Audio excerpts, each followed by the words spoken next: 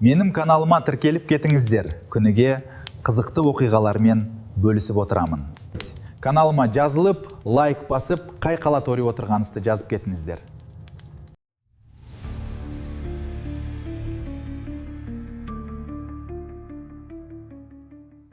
Мөлдір атасының ескі үйі ол үшін тек уақытша пана.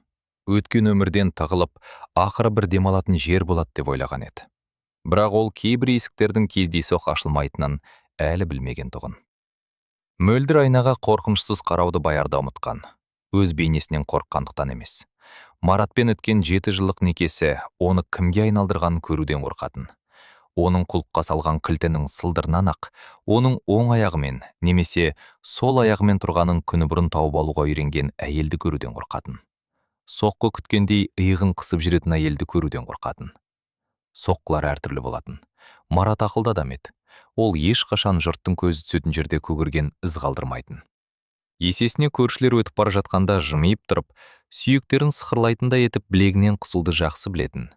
Терезеден секіріп кеткін келетіндей сөздерді өте ақырын, тіпті мейірімді дауыспен айтуды білетін.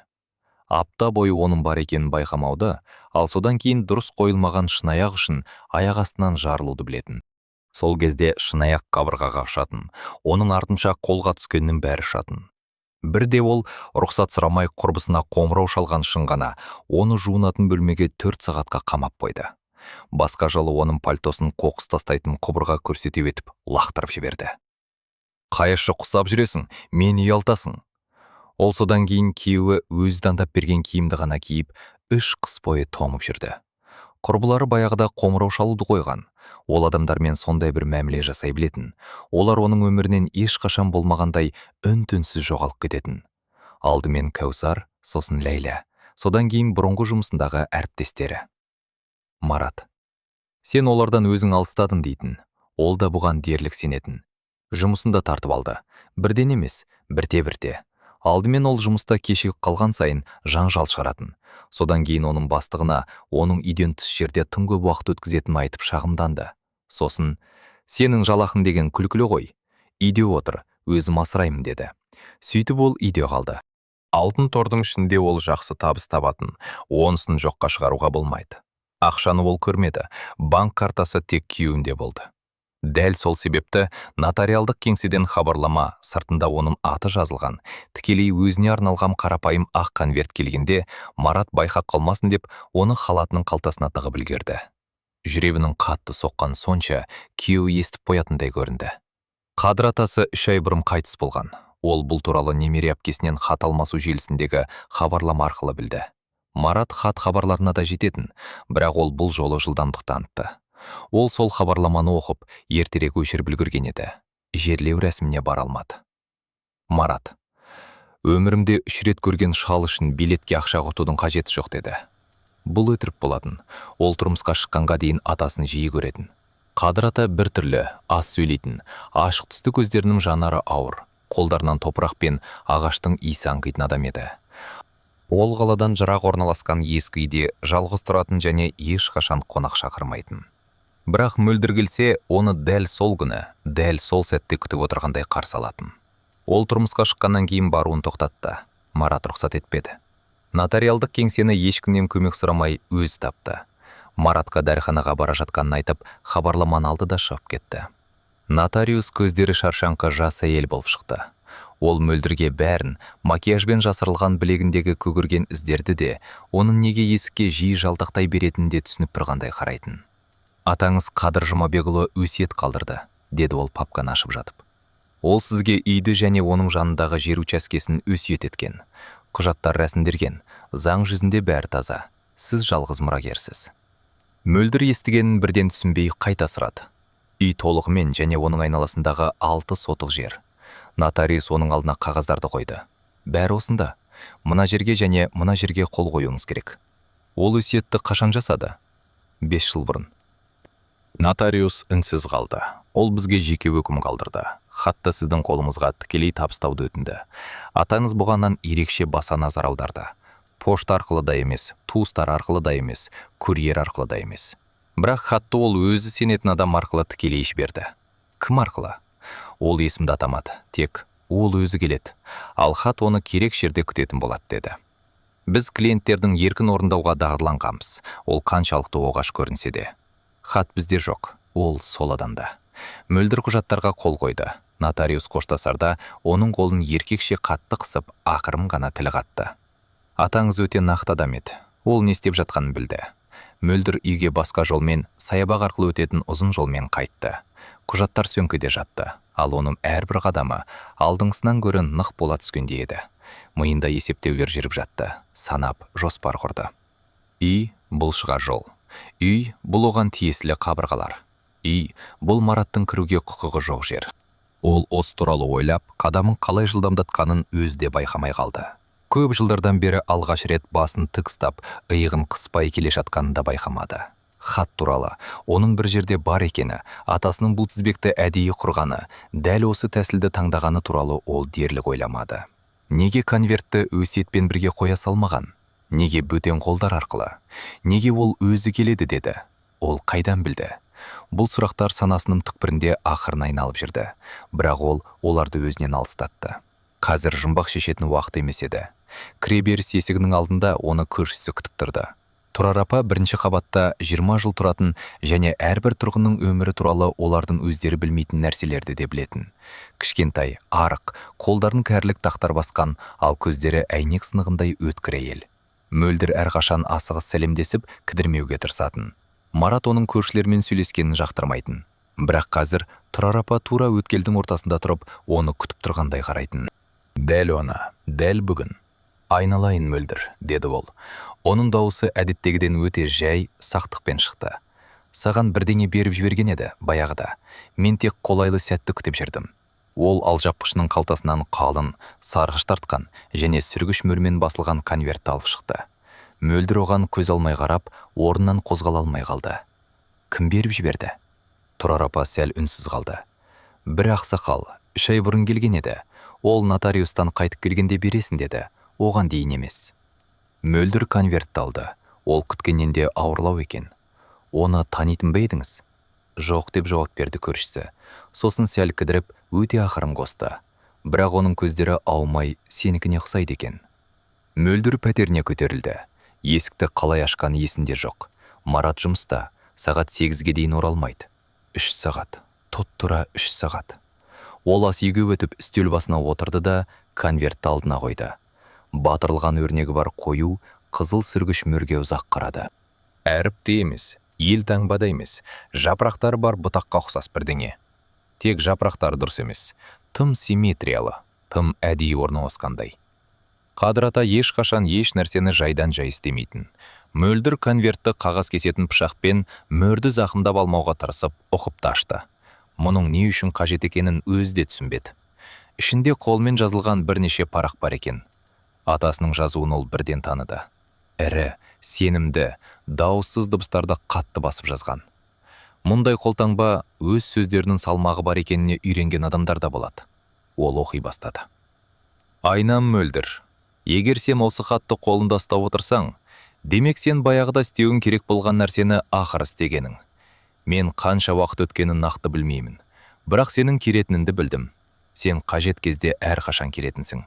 Тіпті өзің мұны түсінбесең де, үйді саған басқа ешкім болмағандықтан емес, ол сенікі болғандықтан. Шын мәнінде сенікі болғандықтан қалдырамын. Заттар сирек біреудікі болатындай мағынада. Сен ішке кіргенде мұны сезесің. Бірақ алдымен бастысы, мен бұл хатты жай ғана нотариалдық құжаттарға салып қоймай, не үшін жазып отырғаным. Үйді сатуға болмайды. Мен солай қалағандықтан емес. Әрине, мен солай қалаймын. Бірақ бұл маңызды болғандықтан, мен бәрін бірден түсіндірмеймін. Кейбір нәрселер түсінікті болмас бұрын, оларды адам өзі сезінуі керек. Тек мұнан айтамын. Бұл үй ол жерде 100 жылдан астам уақыт тұр. Менен бұрын онда менің әкем, оған дейін оның әкесі тұрған. Бұл жердегі топырақ ерекше, ертегі мағынасында емес, шын мағынасында. Ол ұстайды, ол есінде сақтайды, және өзіне құрметпен қарайтындарды қорғайды. Сенің қазір жымиып, немесе қабағыңды түйіп отырғаныңды білемін. Шал қартайған шағында алжыған екен деп ойлап отырсың ба? Алжыған жоқпын. Мен бұл хатты жазған кездегідей ешқашан ойым мұншалықты ашық болған емес. Үй өз-өзіне қамқорлық жасайды. Сенің міндетің оған кедергі жасамау. Енді тәжірибелік жағына келейік. Кілтті мен нотариалдық кеңседе қашчалдырдым. Ол құжаттары бар конвертте болады. Қағаздарды ақпарғанда оны табасын. Учаскедегі құдық жұмыс істеп тұр. Суы таза. Отындар қорада жинаулдыр. 2 қысқа жетеді. Жақын жерде көршілер жоқ. Ең жақын үй жарты шақырым жерде. Онда Сәбит ата тұрады. Оның құлағы сәл ауырлау, бірақ мейірімді. Егер ауыр жұмыстарға көмек қажет болса, оған бар. Ол бас тартпайды. Үйде 3 бөлме бар. Бақшаға қарайтын бөлмеге ұйықтауға жат. Шығыс жағы. Олай ыңғайлы болғандықтан емес, жай солай істеу керек.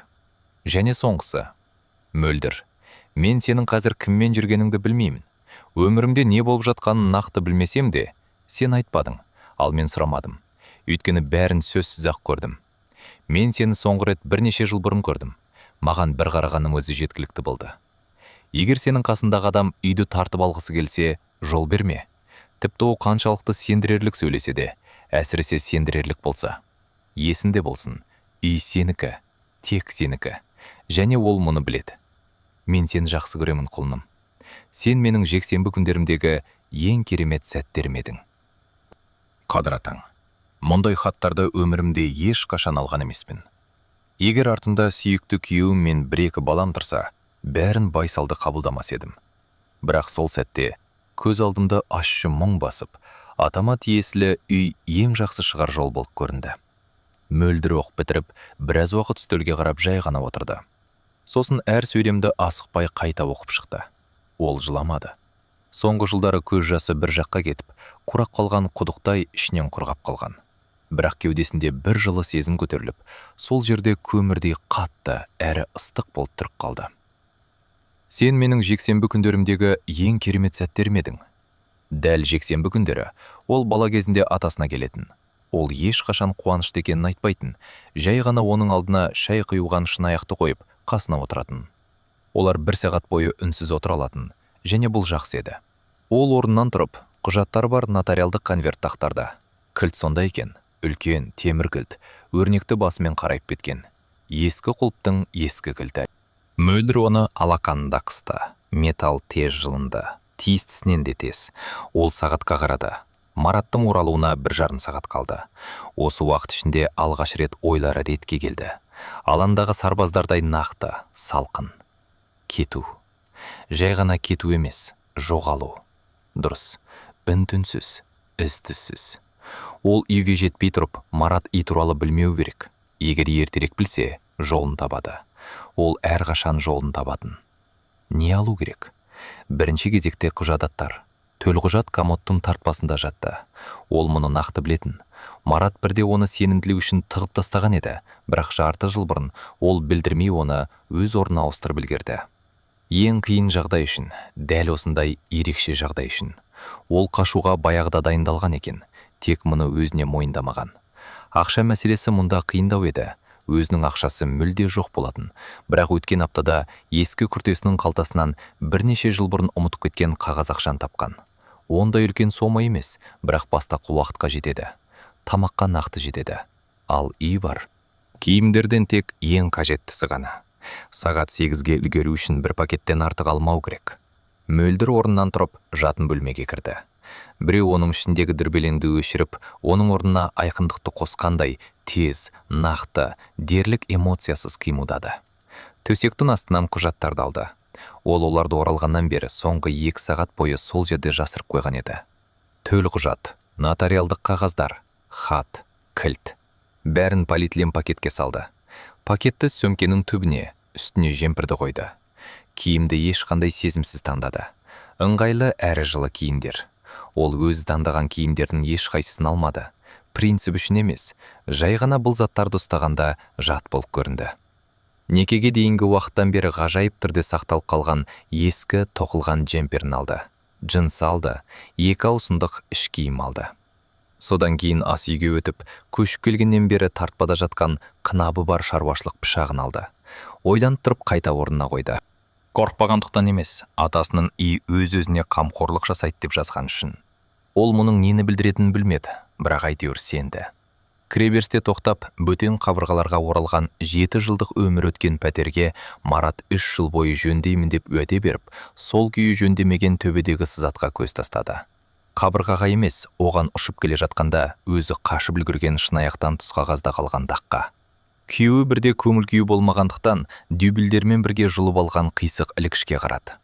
Ол сағынышқа ұқсас ештеңе сезбеді, тек тік тұрғанын сезінді. Екі иығы бір деңгейде. Есікті жапты. Есікті тарс жаппас бұрын кілтті ішкі жағынан құлыпта қалдырды. Ол мені жақын маңда жүр деп ойласын, уақыт жоғалсын. Бұл оған кем дегенде бірнеше сағатқа басымдық берді. Кіреберістен шықты. Тұрар апа ешқайда кетпегенде есік алдында тағы тұрды. Үнсіз қарап тұр. Мөлдір бір секундқа тоқтады. Тұрар апа, деді ол. Егер ол менің қайда кеткенімді сұраса, сіз ештеңе білмейсіз. Көршісі қысқа қайырды. Мен ешқашан ештеңе білмеймін деп, көше жаққа қарай жанармен бірдеңе іздегендей қосып қойды. Атаңның үйі мықты тұр екен, мен естідім. Мөлдір оған таңғала қарады, бірақ сұраған жоқ, тек басын изеп жүріп кетті. Автобус аялдамасы 10 минуттық жер деді. Төбедегі аспан сұрғылтта төмен еді. Жаңбырмен шіріген жапырақтардың иісі аңқиды. Мөлдір жүріп келе жатып, ол жақта атасының үйінде қазір тыныш шығар. Бақшада өзінің есінде қалған алма ағаштары өсіп тұрған шығар. Сөмкесіндегі кілт тірі сияқты жып-жылы деп ойлады. 7 жыл ішінде алғаш рет алға жүрден қорықпады. Автобус ұзақ жүрді. Алдымен қала көшелері арқылы, содан кейін қала маңымен, содан кейін күзгі жер аударылған беттердей қараңғы қабаттар болып жатқан дала бойымен жүрді. Мөлдір терезе жанында отырып, қаланың артта қалып, кішірейіп, жоғалып бара жатқанына қарады. Әр шақырым терең тыныс алғандай болды. Жол серіктері аз болды. Сөмкелері бар егде әйел, жұмыс күртесін киген, 3-ші аялдамада қалып кеткен ер адам. Өмірі осыған байланысты сияқты аса зейінмен кітап оқып отырған 8 жасар қыз. Мөлдірге ешкім қарамады. Оған ешкімнің ісі болмады. Бұл керемет еді. Ол өзіне керек аялдамадан түсті. Шағым қиылыс, қисайған нұсқауыш, орман жаққа кететін жол. Одан әрі нотариалдық конверттегі сызбаға сәйкес топырақ жолмен 2 шақырымдай жаяу жүру керек болды. Мөлдір иығындағы сөмкесін дұрыстап алып жүріп кетті. Жол ескі қайындардың арасымен бұралаңдап жатты. Жапырақтардың жартысы түсіп қалған, ал қалғандары сұр аспан аясында өте ашық сары түске боялған. Аяқ асты сықырлап, ылғал қабықтың және шайырдым өткір тірі бірдеңенің иісі шықты. Мөлдір еш себепсіз өзінен өзі жымиып келе жатқанын түсінді. Ең соңғы рет жайдан жай қашан жымиған есінде жоқ. Ол үйді өзі күткеннен де ертерек көрді. Ол жолдың соңында қарайған ағаштан жасалған ескі қақпаның артында аласа қоршаумен қоршалған үлкен 2 қабатты, терезелерінде қақпақтары бар және 3 баспалдақты кіреберісі бар үй тұрды. Шатыры қарайған, кей жерлерін мүк басқан черепицамен жабылған. Пештің мұржасы бүтін, сызатсыз. Қабырғалары қалың бөрене, уақыт өте қарайған, бірақ шірімеген, мықты. Бақша кіреберіске апаратын жолдың 2 жағында орналасқан. Алма ағаштары дәл оның есіндегідей. Олар жапырақсыз, күзге сай қатал тұрды, ал бұтақтары бас үстінде биік өрліп, күмбез тәрізді бірдеңе құраған. Кей жерлерде бірнеше шіріген алма әлі де ілулі тұрды, бірақ көпшілігі шөптің арасында жатты, қою түсті, ауыр бал мен топырақтың иісі аңғиды. Мөлдір қақпа алдында тоқтап, жай ғана қарап тұрды. Ол бірдеңені күтті, не екенін білмеді. Бәлкім үрей, жат жерді сезіну. Бірақ онда ештеңе болмады. Ол өзіне керек жерге келгенін, бұл жердің оны танитынын білдіретін, күшімен таңғалдыратын бір түрлі дерлік оғаш сезім ғана болды. Ол қақпаны итерді. Топсалар үй тамағын кенегендей бәсең созыла сықырлады. Мөлдір жымиды да ішке кірді. Кілп құлыпқа қиындықпен кірді. Басуға тура келді. Содан кейін ішінде бірдеңе сырт етті. Терең, салмақты дыбыс шықты да, есік іштен біреу тартып тұрғандай еш күшсіз өзі ашылды. Мөлдір табалдырықтан аттады. Іші суық, бірақ ызғарлы емес. Адам тұрмайтын бөлменің құрғақ, таза суығы, ағаштың, ескі қағаздың және ол атауын табалмаған тағы бірдеңенің иісі шықты. Сәл балауызға, сәл қылқан жапыраққа ұқсайды. Дәлізде атасының үлкен, позығы жеткен резеңке етіктер тұрды, және оның брезент плашы ілулі тұрды. Ол плашты қолмен ұстады. Матасы қатты әрі суық екен. Сосын үйге кірді. Бірінші бөлме үлкен, төбесі аласа және бұрышында пеші бар. Үстіне ескі плед жабылған ағаш шынтақшалары бар диван, 8 адам отыра алатын стел, кітап сөрелері, мұқабалары жарылған, көлемі әртүрлі, сапқа тұрған сарбаздардай тығыз орналасқан көп кітап. Атасы көп және талғаусыз оқитын. Ол мұны есінде сақтаған. Ол атасы бақшада жұмыс істеп жатқанда, сөредеуінің бәрін алып, дәл осы жерде диванда отырып оқитын есінде. Үстел үстінде шынаяқ тұрды. Жай ғана шынаяқ. Ол үнемі шай ішетін көкжиекті шынаяқ. Мөлдір оны қолына алды. Шынаяқ таза, құрғақ. Біреу соңғы рет кетер алдында оны жуып кеткен. Ол шынаяқты қайта орнына қойып, әрі қарай жүрді. Екінші бөлме жұмыс кабинет сияқты бірдене боп шықты. Тарпалар бар үстел, орындық, жасыл абажурлы шам. Үстел үстінде шақпақтаспен бастырылған бір бума қағаз жатты. Мөлдір қарамады, бәрінің өз уақыты бар. Үшінші бөлме бақшаға қарап тұр. Шығыс жағы, атасы жазғандай. Мұнда биік арқалығы бар. Таза жайма төселген төсек тұрды. 3 ай жатпағаны, жап жаңа екені көрініп тұр. Мөлдір жастық сыныстап көрді. Зығырдан тігілген, салқын, сәл крахмалданған. Біреу оны жақында ғана төсеген. Ол бұл туралы ойлаған жоқ, немесе ойламауға тырысты. Бұл бөлменің терезесінің сыртында бақша бар. Алма ағаштары өте жақын тұрды. Бұтақтары әйнекке тиіп тұрғандай. Сұр күндізгі жарықта олар жолдан қарағандағыдан өзгеше көрінді. Қараңғылау, қоюлау, әр ағаштың өзімен бірге алып жүретін өз көлеңкесі бар сияқты. Мөлдір іске кірісті. Бұл артық ойламауға көмектесті. Қорадан отын тапты. Атасы жазғандай ұқыпты жиналған, құрғақ. Пешті екінші реттен тұтатты. 15 жылдай пеш жақпаса да, қолдары мұны қалай жасау керектігін ұмытпапты. От тез, тіпті қуана жанды. Үй жылғанша ол ауланы аралап шықты. Құдық шығыс қабырғасында топсалы қақпағы бар. Шелекті түсірді, көтерді. Су таза, мұздай, иіссіз. Отын қорасы және тағы бір қора. Бос, шөп пен бензиннің иісі аңқиды. Бақша қысқа қарсы қазылып жабылған. Біреу мұның бәрін жасаған, біреу үйге қараған. Ол ішке оралғанда қараңғы түсіп қалған еді. Кеш бір қалыпты гүлдеп тұрды. Үй іші айтарлықтай жылынды. Мөлдір ас үйден жарма, консервілер, қаңылтыр құтыдағы шай. Атасы әрқашан қорға сақтайтын азық-түлік тапты. Ботқа пісірді. Пештің жанында тұрып кастрөлден жей салды. Содан кейін телефонын сөндіру керектігін есіне алды. Жоқ, сөндірмеу керек. Ол оған қажет болуы мүмкін. Сим-картаны шығарып алу керек. Марат оның нөмірін білетін және телефонды қадағалау мүмкіндігі болды. Дәрігерде 20 минутқа кешігіп қалғанда ол мұны бір рет істеген. Мөлдір телефонды алып, картаны шығарып қалтасына тықты. Телефонды сөмкесіне салып қойды. Тып-тыныш, нағыз тыныштық орнады. Ондай тыныштықты ол ешқашан естімеген. Қалада үнемі дыбыс болатын. Көліктер, дауыстар, қабырғаның артындағы біреудің қадамдары. Мұнда ештеңе жоқ. Тек пештегі отының сытырлағаны және желдім қытақтарды қозғағанына ұқсайтын өте жай, естілер-естілмес дыбыс қана.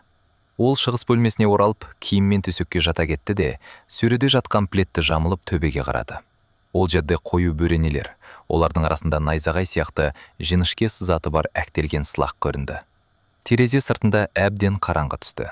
Бақшадағы алма ағаштары қараңғы сұлбаларға айналды. Қозғалыссыз, тыныш. Дегенмен Мөлдір, неге екенін білмеймін, бөлмеде артында тұрған ешқандай жамандық жасамайтын, жай ғана тұрған адамның бар екенін сезгендей, оларды сезінді. Ол қорықпады. Оның қорықпағанның өзі оғаш еді. Маратпен бірге өткізген өмір, оның бойында тіпті ұйқыда да жібермейтін тұрақты ішкі үрейді қалыптастырған. Ол тамағы қысылып оянуға үйренген. Қазір тамағы бос еді. Ұйқыға кетер алдындағы соңғы ой күтпеген әрі анық болды. Атасы үй қорғайды, ол ұстайды, есінде сақтайды деп жазды. Ол қараңғы бөлмеде, ескі үйде, жалғыз, ақшасыз, байланыссыз, алдағы бір тәуліктен басқа жоспарсыз жатып, өзін қауіпсіз сезінді. Және бұған таңғалуға үлгермей ұйықтап қалды. Далада, бақшада алма ағаштары қозғалыссыз тұрды. Бірде-бір жапырақ сыдыр етпеді. Дегенмен қоршаудың сыртындағы далада жел шөпті жерге дейін майыстырып тұрған еді. Жаңа нәрсенің бәрі күмән мен сенімсіздіктен осылай басталады. Бірақ менің шегінер жерім жоқ. Демек, бастаған істі жалғастыру керек. Атам жаман ақыл айтпас еді. 3 күн Мөлдір тыныштықта өмір сүрді. Таңмен бірге оянды. Шығыс терезе біреу жақтықтың тұтқасын баяу бұрағандай бірінші жарықты жұмсақ, өткірліксіз өткізді. Пеш жақта ботқа немесе жертөледегі өрілген себеттен тапқан, ол жерге қалай түскені белгісіз жап-жаңа жұмыртқаларды пісірді. Бақшаға шықты. Ол бақшаны күн сайын таңертең аралайтын, әр таң сайын ол оған сәл басқаша көрінетін. Өзгерістер мағынасында емес, көңіл-күй мағынасында. Бірінші күні ол бейтаныс адамдай қатал және жабық болды.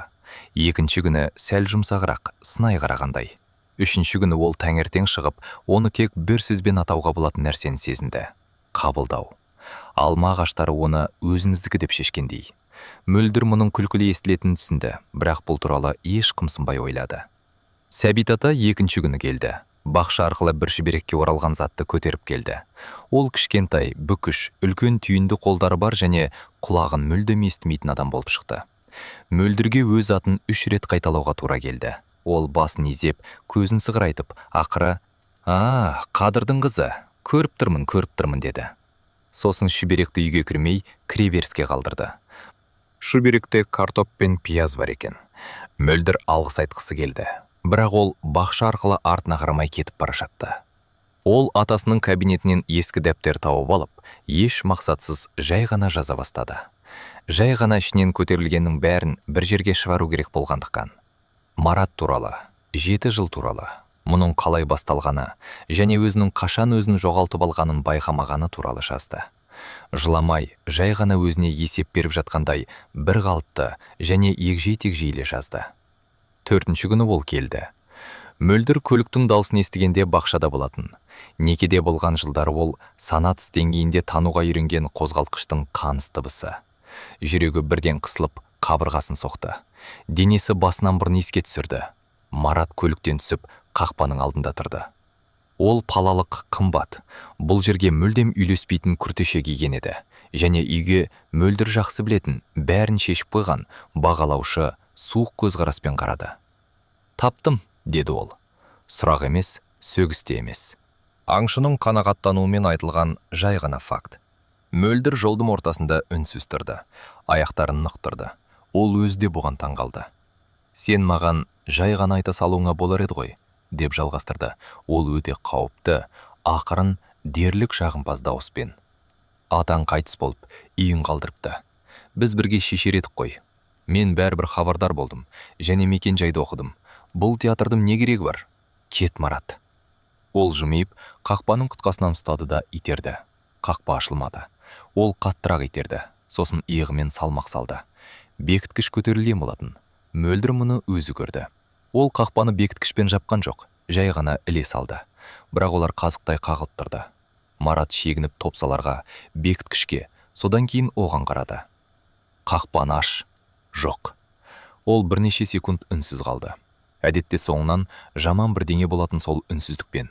Сосын қарғып өтпек болып, қоршауға қарай қадам басты.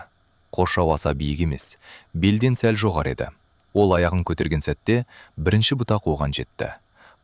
Мөлдір не болғанын бірден түсінбеді. Қоршаудың дәл жанында өсіп тұрған шеткі алма ағашының ұзын бұтағы желсіз-ақ күрт тербеліп, оның бетінен осып жіберді. Жай емес, ол шалқая беріп боқтады, бетін басты. Бұл не пәле? Тағы да байқап көрді. Екінші бұтақ басқа жақтан, көрші алма ағашынан оның қоршау тақтайын ұстап тұрған қолына соқты. Қамшымен ұрғандай күрт дәл соқты. Марат қолын жұлып алып бір қадам шегінді. Ол ағаштарға қарады. Ағаштар қозғалыссыз тұрды. Ауа мүлдем тыныш, титтей де жел жоқ. Марат басқа орын іздеп қоршауды айнала бастады. Оңтүстік жағынан тақтайлары аласалау жерді тауып өте бастады. Дәл сол жердің үстінде ілулі тұрған қақпаның шатыршасынан тақтай жонып түсті. Кішкентай емес, атасы беріктік үшін үстінен қағып қойған ұзын ауыр тақтай. Ол дәл оның ығына қылап, арқасымен сырғып түсті. Марат тепе-теңдігін жоғалтып, екінші жаққа, көшеге, лайға қарай өз бойының биіктігінен құлап түсті. Мөлдір еріксіз кіреберіске қарай шегінді. Жүрегі дүрсілдеп кетті. Бірақ қорқыныштан емес, ол бірден атауын таба алмаған басқа бірдеңенеден. Сосын тапты. Таңғалыстан екен. Марат орнынан тұрды. Пальтосы лай, бетінде бұтақтың қызыл ізі қалған. Иығын сақтықпен ұстады. Салқын әдемі бет-әлпеті сұрықсыз, бұрмаланған, қараңғы болып кетті. Сен әлі өкінесің, деді ол ақырын. Сен бұны өзіндікі деп ойлайсың ба? Мен кімге не тиесілі екенін білетін боламын. Мен адвокат табам. Бұл жердің әр тасын ақтарам. Кет, Марат. Ол оған ұзақ бір секунд қарап тұрды да, сосын назарын үйге, ауыр, зерттейтін көзқараспен, сосын алма ағаштарына аударды. Алма ағаштары тыныш тұрды. Ол көлігіне отырып кетіп қалды. Мөлдір жолда тағы 5 минуттай қозғалмастан тұрды. Сосын баяу жолдан шығып, оны бірінші болып ұрған шеткі алма ағашына барды да, алақанын діңіне қойды. Қабығы кедір бұдыр, күн суық болса да жылы еді. Рахмет, деді ол дауыстап. Ыңғайсыздау, сәл үй алып, бірақ айтты. Ағаш жауап берген жоқ, бірақ басындағы бұтақ желсіз, бір қалыпты сәл тербелді. Келесі 2 күн тыныш өтті. Бірақ бұл тыныштық басқаша, сабырлы емес, найзағай алдындағы ауадай кернеулі болды. Мөлдір Маратты жеткілікті деңгейде жақсы білетін. Бірінші шабуыл сәтсіз аяқталды. Демек ол кетеді, қайта ойластырады және басқа тәсілмен оралады. Ол бір сәтсіздіктен кейін ешқашан тоқтаған емес. Онысы рас болып шықты. 6-шы күні ол оралды, бірақ бұл жолы агрессиясыз. Кешке қарай аспан бойы көк түске бояла бастаған кезде келді. Ішке кіруге тырыспай, қақпаның алдында тұрды да, саусақтарымен тақтайды сыпайы, дерлік биязыдырде қақты. Мөлдір, мен жай ғана сөйлесейін деп едім. Ол қақпаға жақындамай кіреберіске шықты. Менің саған айтар сөзім жоқ. Есесіне менің саған айтарым бар. Даусы басқаша, ақырын, төмен, бір түрлі шынайы немесе шынайыға өте ұқсас еді. Менікі дұрыс болмады. Болған жағдайды мен түсінемін, ақталмаймын. Мөлдір үнсіз тұрды. Сенің мені тыңдағаның керек. Жай ғана тыңда, одан басқа ештеңе керек емес. Мені 5 минутқа кірбесші. Жоқ, онда мен осы жерден айтамын. Ол үнсіз қалды. Мен ұйықтай алмай жүрмін. Пәтерде ары-бері жүріп, не білдіргенімді түсініп жүрмін. Үйде емес, сені, екеуміздің арамызда болғанның бәрін. Мөлдір кіреберісте тұрып тыңдап тұрды. Сол кезде бір оғаш нәрсе бола бастады. Оның дауысы сондай таныс, сондай жақын естілді. Ол бәрі бұзылмай тұрған кезде, басында оның қалай сөйлескенін есіне алды. Ол кезде дауысы дәл осындай, ақырын, салмақты, әр сөзді тек оған арнап таңдағандай болатын. Шықшы, деді ол, жай ғана сөйлесейікші. Оның қолы дерлік оның қатысуынсыз көтерілді. Дерлік. Ол кіреберістен бір қадам, сосын екінші қадам басты. Және дәл сол сәтте оның аяғы жолда жатқан суық, езіліп кеткен шіріген алманы басып кетті. Ол оны табанымен сезінді. Бұл суық төменнен жоғары бүкіл денес арқылы басына дейін өткендей болды. Тұман сейілді. Ол тоқтап көзін жыпылықтатты. Қақпаға, тақтайларды ұстап тұрған оның қолдарына, сүйектерді ыстырлататындай білекті қысуды білетін күйеуінің қолдарына қарады. Кет, деді ол. Дауысы бір қалыпты шықты. Марат, кет дедім ғой. Ол тағы біраз үнсіз тұрды. Сосын басқа тонмен, жасанды жұмсақтықпен қосты. Сен өкінесің. Үй бәрібір мәңгілік сенікі емес. Мәңгілік деген ұзақ уақыт, деп жауап берді ол. Ал енді менің жерімнен кет. Марат кетіп қалды. Мөлдір кіреберіске оралып, тізесін құшақтап ұзақ отырды. Қақпаға қалай бара жаздағаны, оның даусының әрқашан қалай әсер ететінін, ескі, шаршаған үміт өмір сүретін оның ішіндегі ерекше жерге қалай жететін туралы ойлады. Ол өзін тоқтатқан алмаға қарады. Ол дәл жолдың ортасында, өзі келе жатқан жерде жатыр екен. Атасы. Үй оған құрметпен қарайтындарды қорғайды деп жазған еді. Мөлдір қорғаныс әртүрлі болады деп ойлады. Кейде бұтақтармен, кейде құлаған тақтаймен, ал кейде дәл керек сәтте, керек жерде аяқ астындағы жай ғана шіріген алмамен. Ол алманы көтеріп оны алма ағашының астына, құлаған жеріне апарып қойды. Есе байырыстық, деді ол ақырын. Қоршаудың сыртында қараңғы түсті. Алыста, даланың ар жағында оның көлігінің шамдары жоғалды. Мараттың екінші келуінен кейін Мөлдір ұйықтай алмай, шығыс бөлмесінде жатып төбеге қарап, жолдағы сол сәтті, қақпаға қалай барғанын, мұны қалай байқамағаным ойында айналдыра берді. Біреу оны ішінен иығынан ұстап, ақырындап керек жаққа қарай бұрып жатқандай болды. Мараттың дауысы мұны білетін, 7 жыл білетін. Терезе сыртында бақша әдеттегідей үнсіз, қараңғықта тұрды. Бірақ қазір ол бұл үнсіздікті басқаша, бостық ретінде емес, қатысу ретінде қабылдады. Үйде онымен бірге ұйықтамай жатқандай. Түн ортасына таман ол тұрып, джемперін жамылып атасының кабинетіне барды. Үстірдегі бір бума қағаз оны бірінші күннен ақ күтіп жатқан. Ол кейінге қалдырып жүрген. рұқсатсыз атасының жазбаларына қол сұғу ыңғайсыз сияқты көрінді. Бірақ кейін есіне алды. Ол өзі хатында бәрін оған қалдыратын жазды. Бәрі деген мұның да кіретінін білдіреді. Ол жасыл абажурлы шамды дұрыстап оқи бастады. Қағаздардың көпшілігі шаруашылық жазбалар болып шықты. Қашан отырғызылды, қашан жиналды, қанша отын дайындалды, көктемде нені жөндеу керек. Атасы оларды әдіспен, бағанмен, артық сөзсіз жүргізген. Содан кейін датасыз, басқа қолтаңбамен ұсақ, асығыс, жүріп бара жатып жазылғандай басқа жазбалар кетті. Мөлдір оқыды. Оның іші бірте-бірте суып бара жатты. Қорқыныштан емес, әлемнің сен ойлағаннан басқаша құрылғанын түсінген кезде болатын сезінен, және бұл жаман емес, жай ғана басқаша екенінен. Оғаш, мен ешқашан мистикаға және басқаларға сенбейтінмін, бірақ бұл мүмкін еместің тірі дәлелі болмаса немене?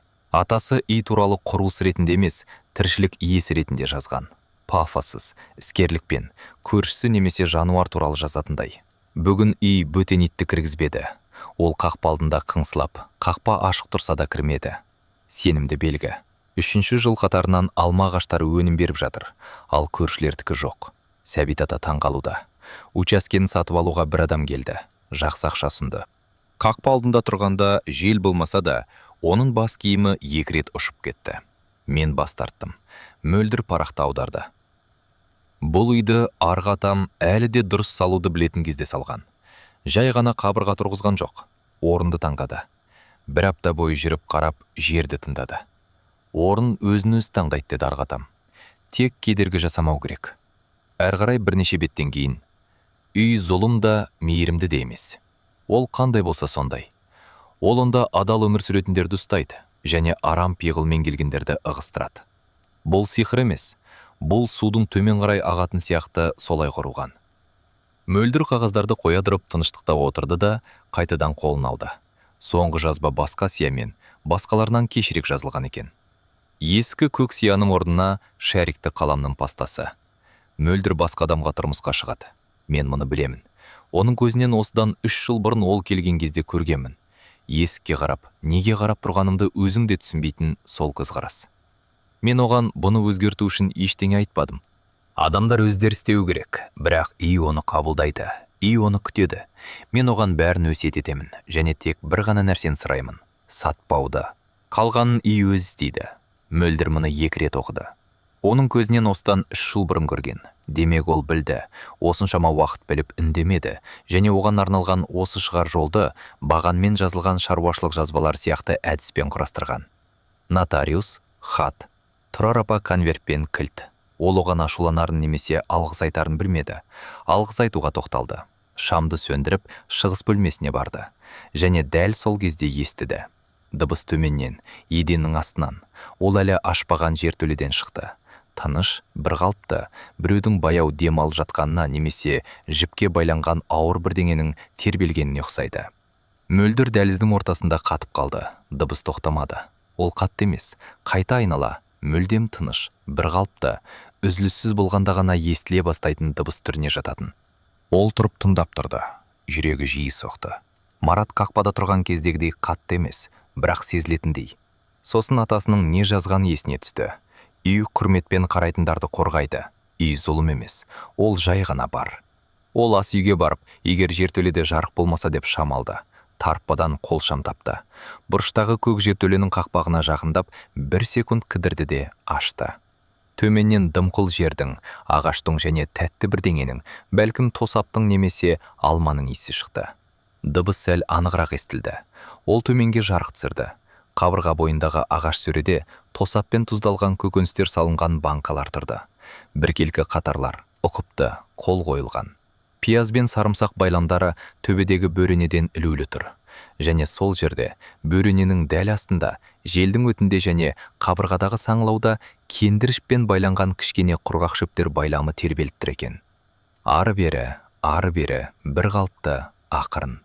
Мөлдір демін шығарып күліп жіберді. Ақырын, өзіне өзі сәл аптырап. Жел өтіндегі шөп байламы. Ол қақпақты жауып шығыс бөлмесіне оралды да жатты. Плетті иегіне дейін жамылды. Терезе сыртында алма ағаштары қараңғыда тұрды. Қозғалыссыз, үнсіз. Мөлдір көзін жұмып түссіз ұйықтап кетті. Ақыры үйіне жеткен адамдар қалай ұйықтаса, солай ауыр терең ұйықтады. Қазан айы ортасына таяп күндер қысқара бастады. Мөлдір таңмен бірге оянып, қараңғы түскеннен кейін бірден дерлік ұйықтап қалатын. Және бұл оғаш шағым деді. Денесі қала өмірі баяғыда жойып жіберген ырғақты өзі тапты. Жарық болғандықтан ояну, қараңғы болғандықтан жату, қарын ашқанда жеу, үндемегісі келгенде үндемеу. Ол үйді ішінен баяу асықпай қалпына келтіре бастады. Жөндеу емес, жөндеуге ақша жоқ, жай ғана тазалау, орнына қою, ненің қайда тұру керектігін түсіну. Кітап сөрелерін жуды, кабинеттегі тарпаларды ақтарды. Олардың біреуінен ақша салынған конверт тапты. Аса үлкен сома емес, бірақ бірнеше ай бойы тамақ туралы ойламауға жеткілікті. Атасы мұнда да бәрін қарастырыпты. Үйде ол бірден тиісуге батпаған көптеген заттар болды. Ырымнан емес, құрметтегендіктен. Дәліздегі брезент плащ, көк жекті шынаяқ, үлкен бөлменің қабырғасындағы ескі фотосуреттер. Ол оларға тыныш, бейтаныс адаммен көрші болуға үйренгендей, бірте-бірте үйреністі. Фотосуреттерде атасы, ол есінде жоқ жас кезіндегі. Және ол білетін егде жастағы бейнесі бар. Және ол мүлдем танымайтын басқа адамдар. Ескіше киінген, бет әлпеттері қатал әрі ашық ерлер мен әйелдер. Арғы атасы, бәлкім арғы атасы шығар. Осы орынды таңдағандар, жерді тыңдағандар. Ол оларға қарап өзінің тамыры бар екенін ойлады. Ол бұл туралы көп уақыт бойы білмеген ғана.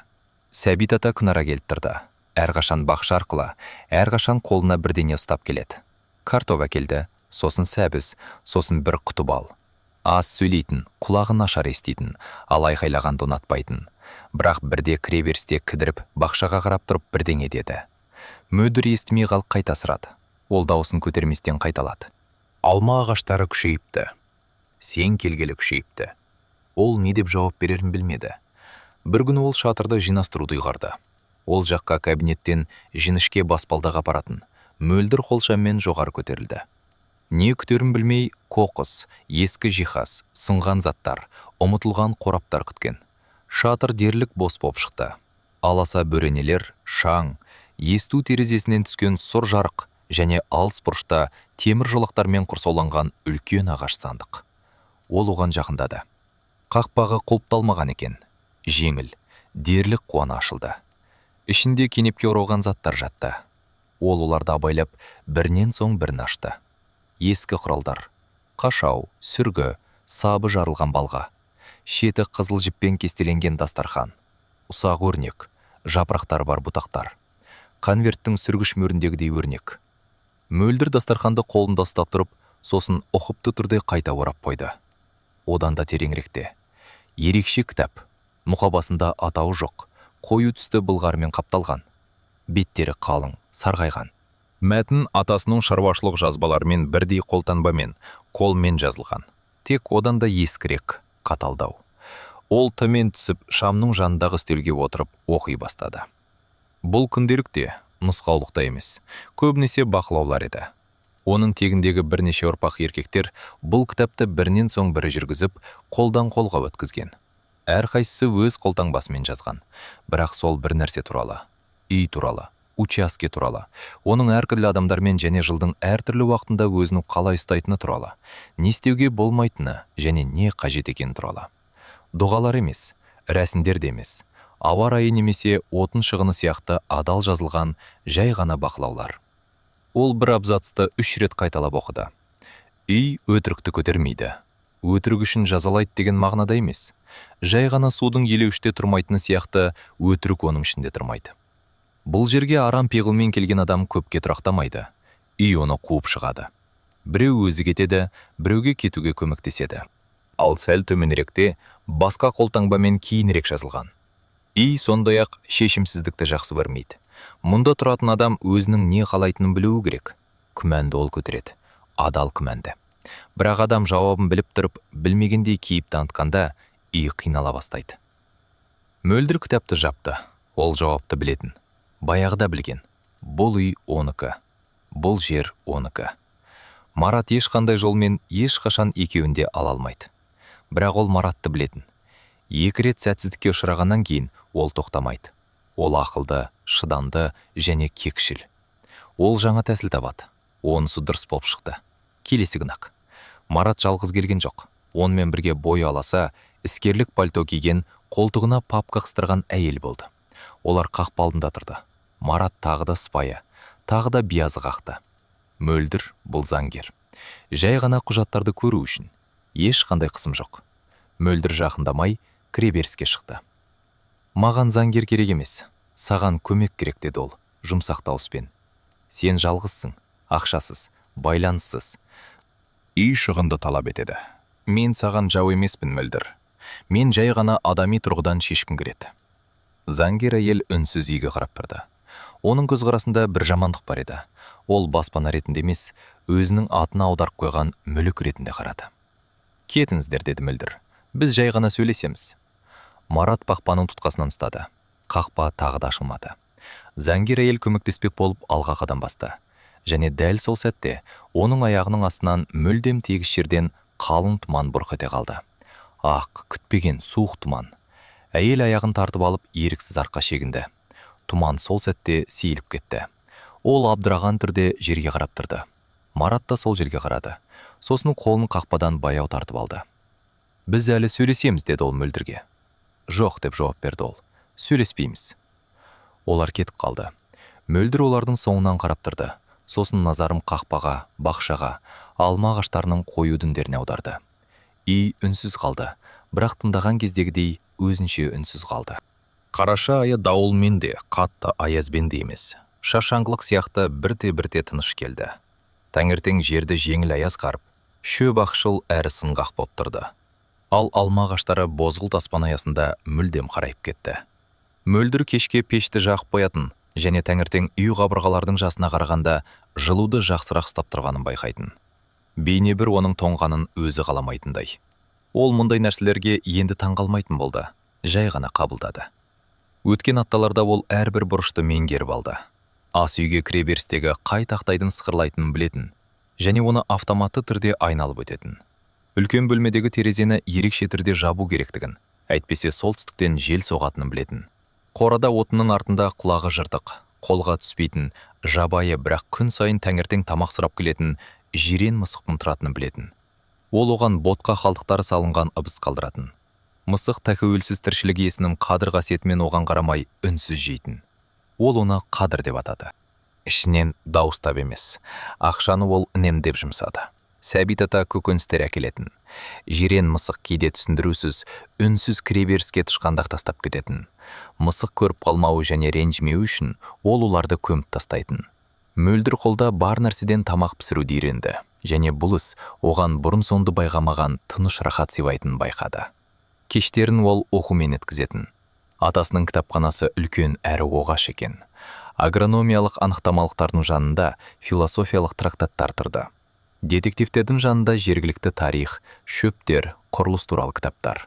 Ол бәрін оқи берді және шам жағылған төсекте кеш ұйықтайтын. Түстері ауылдың нанындай қою әрі жылы болатын. Кейде ол Марат туралы сағынышпен де, өшпенділікпен де емес, салқын, дерлік клиникалық түсінікпен ойлайтын. Ол әлі оралады. Мұндай адамдар барлық нұсқаларды тауыспайынша тоқтамайды. Ол ойында оның тағы қандай нұсқалары қалғанын саралап, ештеңе қалмады деген қорытындыға келетін. Күшпен кіре алмады. Үй кіргізбеді. Заңгер көмектеспеді. Ары қарай не болмақ? Одан әрі ол ойламады да. Ол жексенбі күні түстен кейін аспан аппақ әр төмен, әлі жаумаған қардың иісі аңқып тұрған кезде келді. Заңгерсіз, агрессиясыз, құжаттарсыз жалғыз келді. Қақпа алдында тұрды. Қолын қалтасына салып, мөлдір кіреберіске шыққанша ұзақ үнсіз тұрды. Ол басқаша көрінді. Мөлдір мұны байқағысы келмесе де бірден байқады. Марат әрқашан күтім көрген, үтіктелген, жинақы. Адамдағы өзінің қалай көрінетіні маңызды адамдардай болатын. Қазір ол мыж-мыж еді. Курткасы сол баяғы қымбат, қалалық куртка. Қисық түймеленген, көзінің асты көгеріп кеткен. Ол жүдеп кеткен бе, әлде жай солып қалған ба? Мөлдір кіреберісте оған үнсіз қарап тұрды.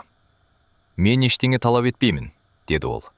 Дауысы жай және шынайыға, немесе шынайының өте жақсы көшірмесіне ұқсады. Мен жай ғана, маған қиын Мөлдір. Өте қиын. Сенсіз. Ол үнсіз тұрды. Мен не бүлдіргенімді түсінемін. Жылдар бойы саған істемеуім керек нәрсені істегенімді түсінемін. Мен ақталмаймын. Ол жанарын төмен түсіріп қайта көтерді. Менің мұны түсінетінімді сенің білгеніңді қалаймын. Мөлдір оған қарап, күрделі бірдеңені сезінді. Махаббат емес, аяушылық та емес. Өшпенділіктен шаршағандыққа ұқсас бірдеңе. Кейде кешіруден гөрі жек көру қиынырақ. Менің оралғанымды қалайсың ба? Деді ол. Сұрап емес. Мен екеуміздің заңгерлерсіз, арамыздағы қақпасыз адами тұрғыдан сөйлескенімізді қалаймын. Ол баяу, кідіріспен сөйледі. Ал әрбір кідіріс бұрын оған мінсіз жұмыс істеген бірдеңеге толы болды. Бұл дауыс, бұл интонациялар. Ол оларды өзінікіндей білетін 7 жыл тыңдаған. Мені кірбешші, жай ғана шай ішейік, жай ғана сөйлесейік. Мөлдір кіреберістен төмен қарай бір қадам, сосын тағы бір қадам басты. Жирен мысық кенеттен үйдің бұрышынан пайда болды. Асықпай шығып, жолдың үстіне дәл оның аяғының астына отырды да, қақпаға кірпік қақпастан қадала қарады. Ол бұрын күндіз отының артынан ешқашан шықпайтын. Ол оны басып кетпес үшін автоматты түрде тоқтады. Және осы тоқталыста 2 қадамдық бұл мәжбүрлі кідірісте ішінде бірдеңе орнынан қозғалды. Баяғы алмамен болғандай. Төменнен жоғарыға суық, тұманның орнына айқындық. Ол тұрып Маратқа, оның мыж-мыж курткасына, көзінің астындағы қарадақтарға, қалтасынан шығарылып, енді денесін бойлай салбырап тұрған ашық, жарастыратын қолдарына қарады. Ол бұл қолдарды білетін. Ол олардың қолынан келетіннің бәрін есіне алды. Керек кезде еске түсетіндей бірден есіне түсті. Жақсы, деді ол. Осы жерден айта бер. Ол сәл тыжырынды, бірақ шартты қабылдады. Мөлдір, сен жалғызсың. Қыстығап қалды. Бұл үй ақшаны, жөндеуді, отынды, басқасын талап етеді.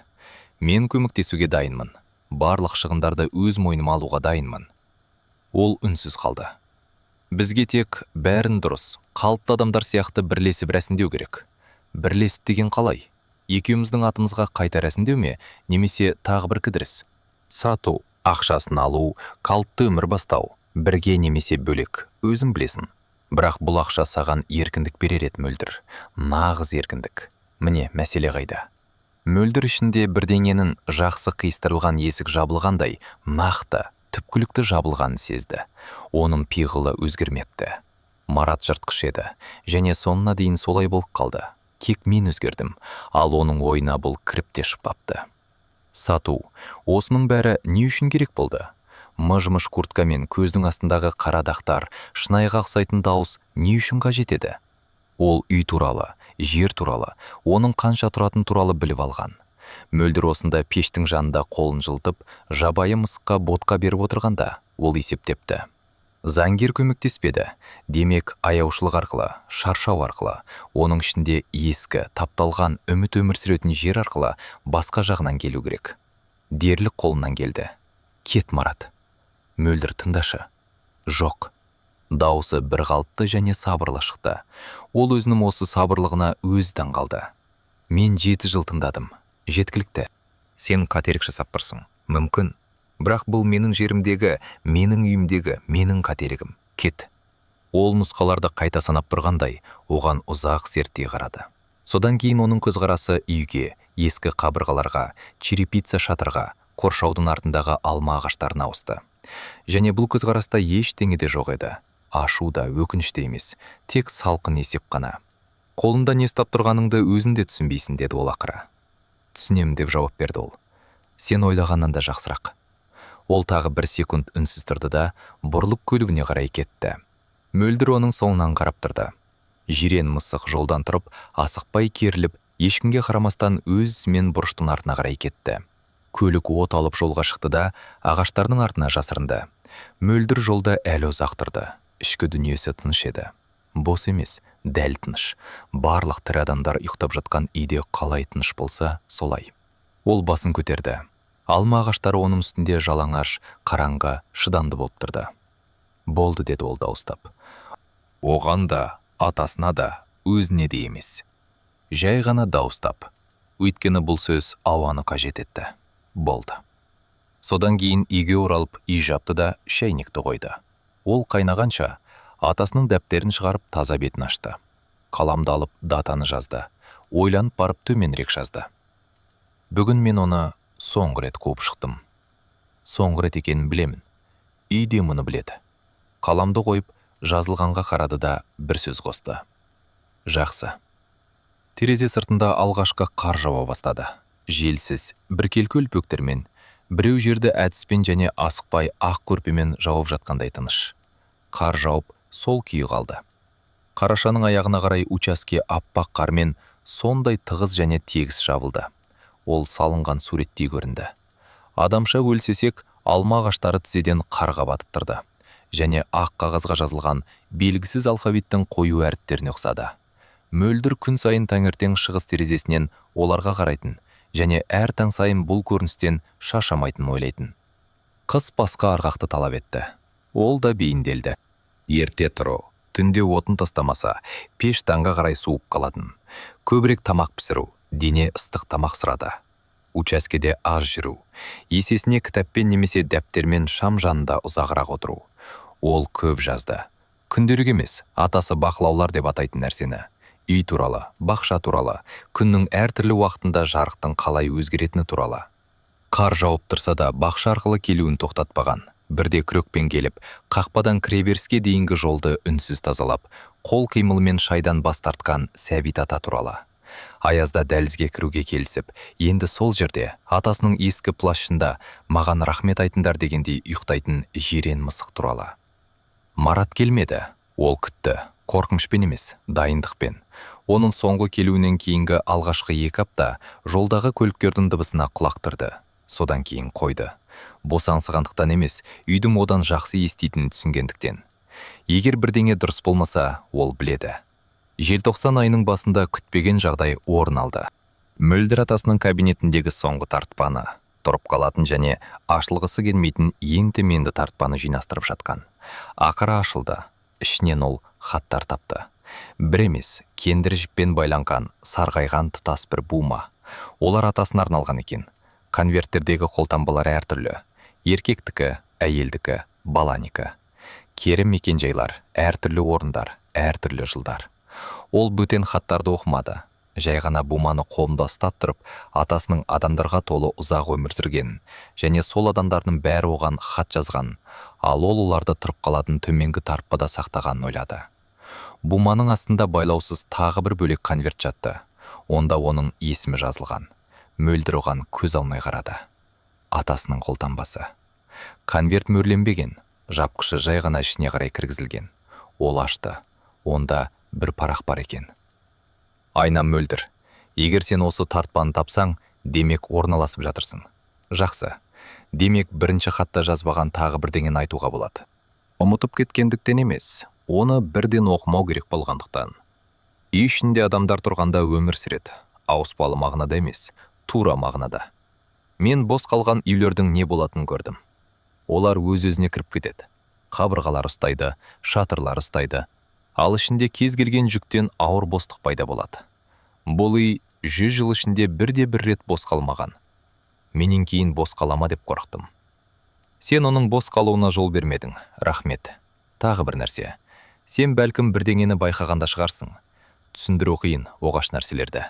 Бұтақтар, тұман, аяқ астындағы алма. Түсініктеме іздеме. Түсіндіру ол затты өзінің көлемінен кішірейтудің тәсілі. Жай ғана біліп жүр. Үй сені жақсы көреді. Бұл метафора емес. Осында ұзақ өмір сүр Мөлдір. Қаласаң балалы бол, тура мағынада тамыр жай. Көктемде бірдеңе отырғыз. Бұл жердің топырағы қайырымды. Менің өмірімде дәл сенің болғаныңа қуаныштымын, қадыратаң. Мөлдір хатты қолында ұстап ұзақ отырды. Терезе сыртында қараңғы түсті. Қыста ерте. Сағат 4-тен кейін бірден қараңғы түседі. Пеш бір қалыпты гүлдеп тұрды. Жирен мысық кабинеттің есігінен сығалап, жағдайды бағалады да, ішке кіріп оның аяғына жатты. Ол жылады. Тыныш, дірілсіз, көріксіздіксіз. Жай ғана көз жас толып кеткен ыдыстан су төгілгендей өз-өзінен ақты. Ол оларға кедергі жасамады. Шығарып салуға үлгермеген атасы үшін, босқа кеткен 7 жыл үшін, кезінде өзі болған және жексенбі күндері осында келіп, егде жастағы үндемейтін адам бақшада жұмыс істеп жатқанда, диванда кітап оқып отыратын қыз үшін жылады. Сол қыздың ешқайда кетпегені, жай ғана күткен үшін. Жирен мысық жақындай түсіп, басын оның аяғына қойды. Ол бұрын ешқашан бұлай істемеген. Ол тағы біраз отырды да тынышталып бетін джемперінің жеңімен сүртті. Сосын орнынан тұрып шәйнекті қойды. Буфеттен көкжиекті шынаяқты алып шәй қойды. Шынаяқты екі алақанымен құшақтап пештің жанында жылынып ұзақ тұрды. Сосын атасының дәптерін алып өзінің бетін ашты. Дата мен жақсы деген сөз жазылған жерді тауып төменірек жазды. Екінші хатты таптым. Ол менің табатынымды біліпті. Ол жалпы көп нәрсені біліпті. Балалар туралы жазғанын ойлап отырмын. Бұл қазір өзекті болғандықтан емес. Жай ғана көп жылдар ішінде алғаш рет бұл туралы маған қол жетімсіз нәрсе ретінде емес, мүмкіндік ретінде ойлап отырмын. Үй өмір сүріп жатыр. Мен өмір сүріп жатырмын. Әзірге осы да жеткілікті. Ол дәптерді жинап қойды. Сол түні ол түсінде атасын көрді. Қорқынышты түс емес, жай ғана түс. Ол бақшада өзінің брезент плащымен тұрып, алма ағаштарына қарап тұр екен. Ол жақындап барып жанына тұрды. Ол бұрылған жоқ, бірақ мөлдір оның өзінің осында екенін білетінін білді. Олар осылай үнсіз тұрды, және бұл балалық шақтағыдай жақсы еді. Ол кезде олардың арасындағы үнсіздік әрқашан бос емес, мағынаға толы болатын. Сосын ол бұрылмастан, «Биыл алма ағаштары қыстан жақсы шығады» деді. Мөлдір қараңғыда оянды. Кыныш, жылы. Мысық аяқ жағында тығыз домалақтанып жатыр. Ол төбеге жымиып көзін қайта жұмды. Терезе сыртында алма ағаштары қар астында қозғалыссыз қараңғы, шыдамды түрде үнсіз тұрды. Бірақ бұл ол ести алатын үнсіздік еді, тірінің үнсіздігі. Қыс бір күнде аяқталды. Бірте-бірте емес, ешқандай ескертусіз. Жай ғана наурыздың ортасында мөлдір таңертең кіреберіске шығып ауаның өзгергенін түсінді. Ол басқа, тірі, дымқыл, еріп жатқан жердің иісі бар еді. Қар әлі қоршаудың астындағы көлеңкеде және қораның артында жатқан, бірақ шатырдан су тамшылап тұрды. Ал тамшылар қарда саусақ ізі сияқты кішкентай тегіс шұңқырлар жасап жатты. Ол кіреберісте курткасыз, джемпермен тұрып демалды. Жирен мысық жанында отырып, бақшаға назар аударуға тұрарлық деп санаған барлық нәрсеге қарайтын байсалды түрмен қарап отырды. Көктем деп хабарлады оған мөлдір. Мысық үндемеді, бірақ құлағын қимылдатты. Сәуір айы жылдам келіп іске кірісті. Жер еріп, қарайып, ылғалға бөкті. Алма ағаштары алғашқы бүршіктерін шығарды. Кішкентай, тығыз, қомыр жасыл, жұдырыққа ұқсайтын бүршіктер. Мөлдір бақшаны аралап, оларды өте қажет нәрсені ұстағандай саусақтарымен абайлап ұстап көрді. Ол атасы жазған нәрсені істеді. Отырғызды. Сәбит ата алғашқы жылы күні ағаш жәшікке салынған көшеттермен келді де, өзінің ерекше кереңдігі арқылы нені қайда отырғызу керектігін ұзақ түсіндірді. Мөлдір тыңдады, басын изеді, қайта сұрады. Ол тыжырынып қайталады. Ақырында жай ғана күректі алып көрсетті. Олар үнсіз жұмыс істеді. Ол қазды, ол отырғызды. Бұл оның өміріндегі ең жақсы таңдардың бірі еді. Дегенмен онда ешқандай ерекшелік жоқ болатын. Сәбит ата кешке қарай кетіп бара жатып, қақпа алдында тоқтап, өзіне естілу үшін әдеттегіден қаттырақ сөйледі. Қадыр қуанар еді. Мөлдір жауап берген жоқ, тек басын изеді. Мен атамның қуанғанын қаладым. Өйткені мен оның жексенбі күндеріндегі ең керемет сәттер едім. Мамыр айына қарай жер баяу. Бұны баяғыда және жақсы істейтін нәрседей тоқтаусыз жұмыс істеп жатты. Жасыл шөп бүкіл учаскеге шықты.